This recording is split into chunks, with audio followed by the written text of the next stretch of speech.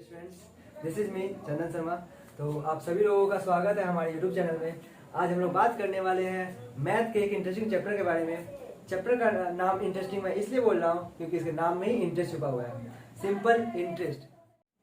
तो simple interest के बारे में जानने से पहले उसका मैं कुछ सम्स बताऊं, उसके पहले हम लोग सिंपल इंटरेस्ट के जो टर्म्स यूज करें उन टर्म्स के बारे में जान लेते हैं। ठीक है, तो जो सिंपल इंटरेस्ट में हम लोगों का टर्म्स यूज होगा वो सब कुछ इस तरीके से है। एक है मूलधन, फिर है समय, फिर आएगा आपका ब्याज, फिर आएगा आपका ब्याज दर, साधारण ब्याज दर, फिर आएगा आप लोगों का मिश्र धन।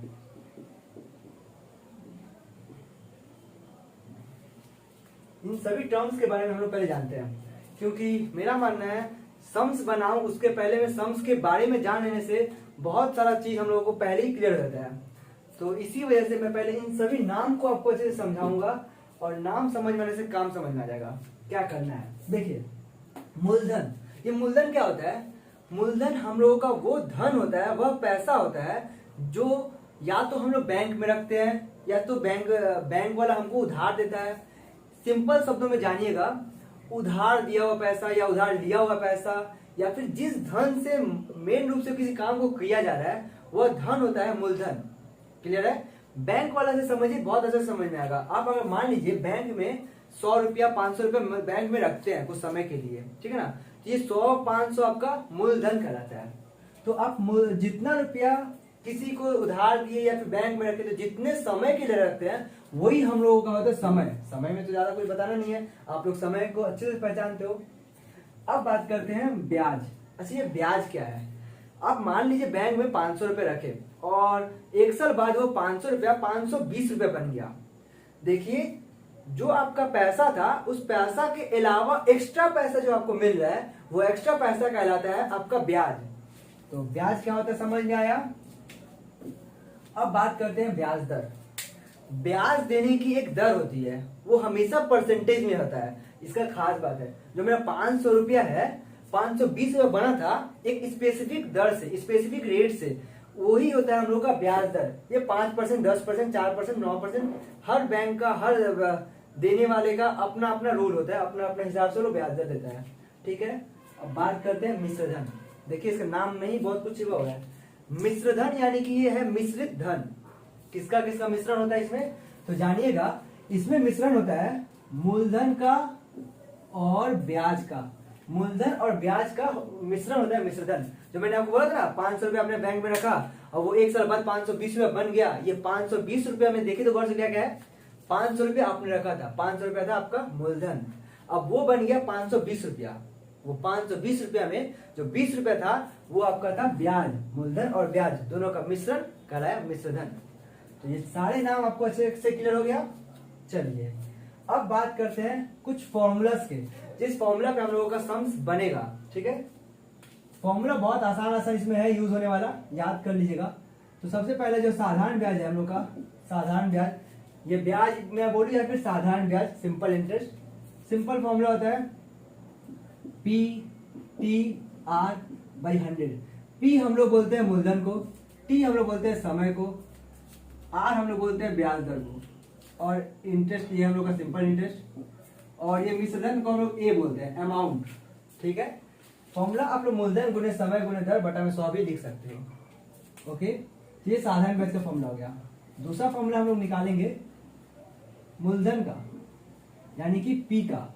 P का फॉर्मूला बनेगा, एक होता है साधारण ब्याज गुने 100 बटा में समय गुने दर। इसका एक और फॉर्मूला बनता है जो कि बहुत इंपॉर्टेंट है, अमाउंट के टर्म में, याद रखिएगा। वो फॉर्मूला होता है amount into 100/100 plus R into T. मिश्रधन गुने 100 बटा में 100 प्लस दर गुने समय। इस फॉर्मूला से हम लोगों का भी मूलधन निकलता है। ठीक है, चलिए और फॉर्मूला जानिएगा। मूलधन के बाद हम लोग का समय का फॉर्मूला जानते हैं। समय का फॉर्मूला होगा आपका ब्याज गुने 100 बटा में मूलधन गुने दर। ओके, और भी फॉर्मूला होगा आपका। फॉर्मूला है आपको क्वेश्चन नंबर 4, फॉर्मूला समय मूलधन समय दर ब्याज दर का निकालते हैं फॉर्मूला। ब्याज दर इज इक्वल टू ब्याज गुने 100 बटा में मूलधन गुने दर निकाल लेना तो समय हो गया यहाँ पे। और फॉर्मूला बताते हैं, ब्याज मूलधन हो गया, समय हो गया, ब्याज दर हो गया। अब बताते हैं मिश्रण का फॉर्मूला। मिश्रण का फॉर्मूला का उसके कॉन्सेप्ट में ही छुपा हुआ है। मैंने मिश्रण में क्या कॉन्सेप्ट बनाया था, मूलधन और ब्याज का मिश्रण। तो मूलधन और ब्याज को मिला दो, मूलधन और ब्याज दोनों को मिला दो, मिला देने से जो हम लोग का बनता है वो होता है मिश्रण। ठीक, यही इतना फॉर्मूला जिस फॉर्मूला पे आप लोगों का सम बनेगा। ओके, एक सम देखते हैं हम। तो ये सम जो आपके बुक का है क्वेश्चन नंबर 1। तो क्वेश्चन को मैं बताऊं उसके पहले एक सीक्रेट बताता हूं आप लोगों को। ये सीक्रेट क्या है, किसी भी क्वेश्चन को सॉल्व करने का। अगर आपको कोई क्वेश्चन सॉल्व करना है तो सबसे पहले उस क्वेश्चन को अच्छे से पढ़िए, क्योंकि क्वेश्चन का सॉल्यूशन सारा हिंट्स क्वेश्चन के अंदर छुपा हुआ रहता है। तो क्वेश्चन को बारीकी से अच्छे से बार बार पढ़िए, जब तक पढ़िए तब तक की समझ में ना आ जाए। ओके, तो देखिए मैं इसको पढ़ता हूँ और आपको क्वेश्चन को समझाता हूँ। क्वेश्चन क्या दिया है, दो भाई एक साथ छोटे व्यवसाय को चलाने हेतु 12% वार्षिक ब्याज दर से एक बैंक से 15,000 रुपए उधार लिए। 4 वर्ष के बाद उन्हें उस रुपए के लिए कितना ब्याज देना होगा, ये पूछा है। मतलब दो भाई है जिनको एक व्यवसाय करना है, तो उन्होंने व्यवसाय करने के लिए बैंक से उधार लेने का सोचा। उधार लेने वाला पैसा क्या कहलाता है, मूलधन। यानी कि उन्होंने 15,000 रुपये उधार लिया था, तो ये 15,000 हम लोगों का मूलधन है। कितने वर्षों के लिए लिया था, 4 वर्षों के लिए लिया था। तो यह समय हो गया 4 वर्ष, क्योंकि मैंने बताया था मूलधन जितने वर्षों के लिए चल रहा है या फिर जितने वर्षों के लिए उधार लिया जाता है वही हम लोगों का समय कहलाता है। तो यहाँ पे समय हम लोगों का 4 वर्ष। बैंक का ब्याज दर कितना है, 12% वार्षिक ब्याज दर है। ओके, तो 12% वार्षिक ब्याज दर है। ब्याज दर के बारे में एक बात बता दो आप लोगों को, ब्याज दर 3-4 तरीके का होता है, बता दूं। वार्षिक ब्याज दर भी होता है, छमाही ब्याज दर होता है, तिमाही ब्याज दर होता है, और तो कभी कभी दैनिक ब्याज दर भी होता है। ये डिपेंड करता है जो ब्याज दे रहा है उसके ऊपर कि वो ब्याज किस दर से देगा, वार्षिक देगा, छमाही देगा, तिमाही देगा या दैनिक देगा। वार्षिक मतलब समझ लो कि वर्ष में एक बार। ठीक, छमाही अगर होगा तो वर्ष में उसको 2 बार ब्याज देना पड़ेगा। तिमाही होगा तो 3 महीना बाद यानी कि वर्ष में 4 बार उसको ब्याज देना पड़ जाएगा। अगर दैनिक होगा तो हर रोज, बहुत मुश्किल होता है, जो कि जनरली अभी नहीं देखने को मिलता है। और आपको सिंपल इंग्लिश में सब जगह वार्षिक ही मिलेगा। ठीक है, तो चलिए सम्स को सॉल्व करते हैं। सम्स तो समझ ही गए हम लोगों का यहाँ पे क्या क्या दिया हुआ है। जो दिया गया पहले लिख देते हैं। सॉल्व करने का ये पैटर्न होता है, जो दिया रहता है उसको पहले लिखो। दिया गया है, क्या दिया गया है, मूलधन दिया हुआ हम लोगों को। मूलधन कितना दिया हुआ है, ₹15,000।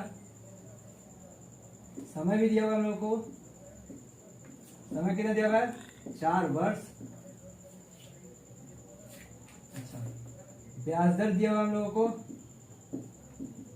ब्याज दर कितना दिया हुआ है, 12%। ओके, तो हम लोगों को निकालना है कितना ब्याज देना होगा, यानी कि 4 वर्षों में 12% वार्षिक ब्याज दर से 15,000 रुपए का कितना ब्याज बनता है। तो निकालो साधारण ब्याज का फॉर्मूला, मैंने अभी भी बताया आप लोगों को। साधारण ब्याज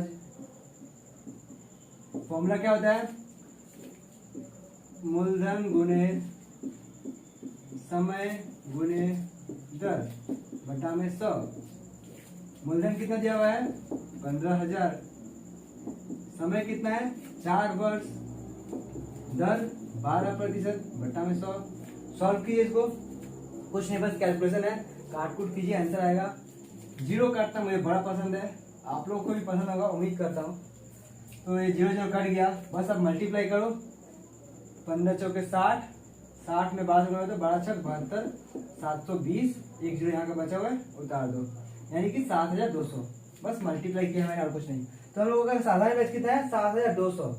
यानी कि अगर आप 15,000 रुपये 4 वर्ष के लिए 12% ब्याज दर से अगर ब्याज दे रहे हो तो आपको 4 वर्ष के अंत में ब्याज के रूप में 7,200 रुपये देना पड़ेगा। यानी कि उन दोनों भाइयों को कितना रुपया ब्याज देना पड़ेगा, 7,200। और यही होगा हम लोगों का आंसर। बहुत आसान है ना, समझ में आया है ना। अब इसके बाद एक और सवाल देखिए, आइए देखते हैं ये दूसरा नंबर सवाल। ये आपके बुक का क्वेश्चन नंबर 2 है। तो क्वेश्चन पहले पढ़ लेते हैं कि क्या पूछा है और क्या हम लोग उसे को दिया है। 2005 ईस्वी की 1 जनवरी से 26 मई तक 6% वार्षिक सरल ब्याज की दर से 2000 रुपए का ब्याज कितना होगा। इस पर क्वेश्चन में समय कुछ अलग तरीके से दिया हुआ है। समय दिया हुआ हम लोगों को 1 जनवरी से 26 मई तक का ही ब्याज निकालना है, यानी कि पूरे साल का नहीं निकालना है, सिर्फ 1 जनवरी से लेकर के 26 मई तक में जितने दिन हमारा पैसा रहा उतने पैसा का ब्याज कितना बनेगा। ठीक है, तो समय चाहे किसी भी पैटर्न में दिया हो, दिन में दिया हो, मंथ में दिया हो, कुछ भी दिया हो, लेकिन साधारण ब्याज का सवाल सॉल्व करने के लिए हम लोगों को जरूरी है सम को जो टाइम है, समय को बदल लेना ईयर में, समय को वर्ष में बदलना जरूरी है। तो समय को हम लोग वर्ष में बदल लेंगे। तो चलिए देखेंगे कैसे बदलते हैं। पहले जो दिया है पहले लिखते हैं। हाँ, सॉल्यूशन इसका देखते हैं।